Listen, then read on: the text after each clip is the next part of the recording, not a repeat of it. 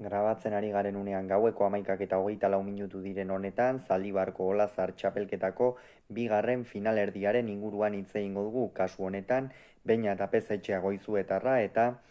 Oier Etxeberria Oiartzuarra izan dira nor baino nor gehiago eta garaipena Oier Etxeberriarentzat izan da 22 eta 18ko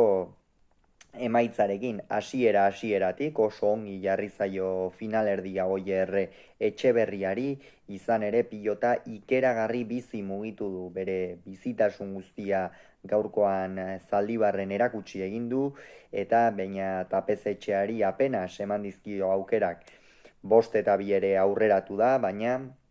Beñat Apezetxeak ez dio inoiz egiten muzin lanari, pilotari handia da, pilotari oso teknikoa, benetan abiadura ikeragarria ematen diona, eta hori erakutsi du batez ere sakea hartu duen unean oso ongi baliatu baitu, baina ez nahikoa Oian Etxeberriaren gaurko eguna eta inspirazioa eteteko, eta horren ondorioz norgehiagoka aurrera joan ala, Oian Etxeberriak askoz ere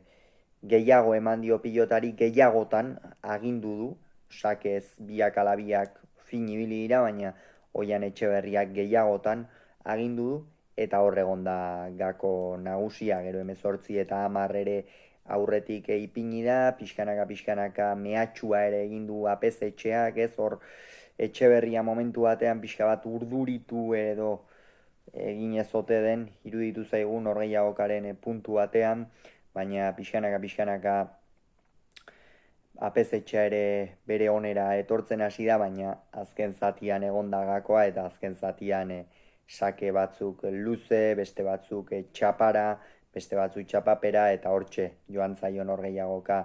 Beñat Apezetxeari behar bada gaurkoan bere egunik onena izan ez duen Beñat Apezetxeari, eta aldiz Oian Etxeberriak partida oso ona jokatu du, hasieratik esan dugun bezala pilotari ikeragarrizko abiadura ematen, eta finalista justua izan dela esan genezake. Beraz, erabakita geratu da Zaldibarko Olazar txapelketako lehen lauterdiko finala, kasu honetan Unai Amianok eta Oian Etxeberriak jokatuko dute. Hauxe beraz, esan beharreko guztia, hurrengoan gehiago izango duzu, bitartean ongi izan, agur.